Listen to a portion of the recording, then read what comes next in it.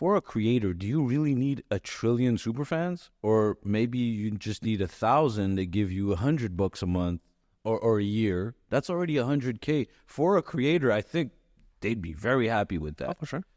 So I think that shift is also coming where we're not looking at creators of how many likes you have or how many people follow you. It's more like, what type of content are you creating and who's your community and what is the engagement under that community? The monetization of the creator economy is going to be redefined, I think, overall. So is it your super fan that will get rewarded or pay for exclusive content? Is there going to be a privileged access, gated access, as we see, with gated walls or whatever?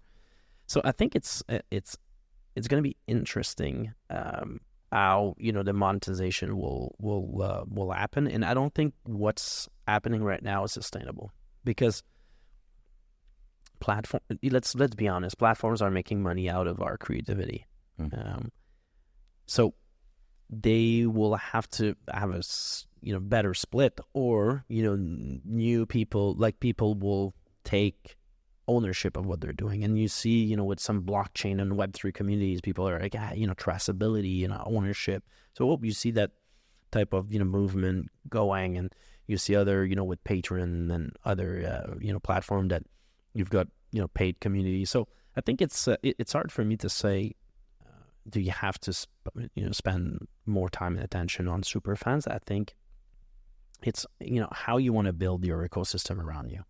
Exactly. That's exactly what it is. So, remember before I talked about PewDiePie and how we were like, hey, PewDiePie has more subscribers than all of the medias in the United States. This was in 2012.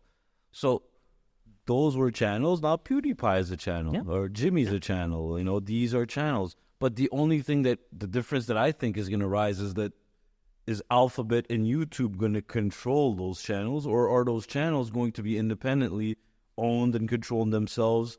Is there going to be some sort of CRTC or whatever that's going to manage all this? I guess so, right? We'll see what happens.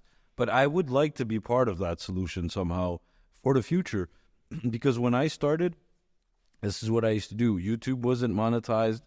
We had maybe a bunch, I don't know how many views we had, and we weren't making money, so we had to create an agency and then, charge people, and it was a struggle. 2008, 2009. I used to tell brands, let's make a pre-roll video. They would laugh at me. What's a pre-roll video?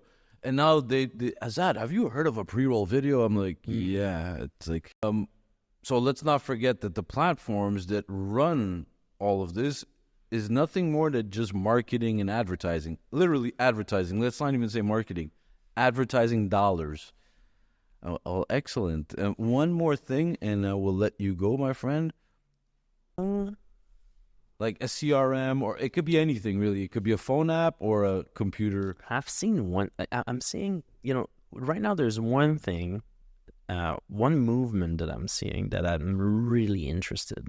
And I think that approach for me is great. It's like, it's your companion, and it's asking you questions. So I really like that one. So and it's a shout out to an amazing entrepreneur.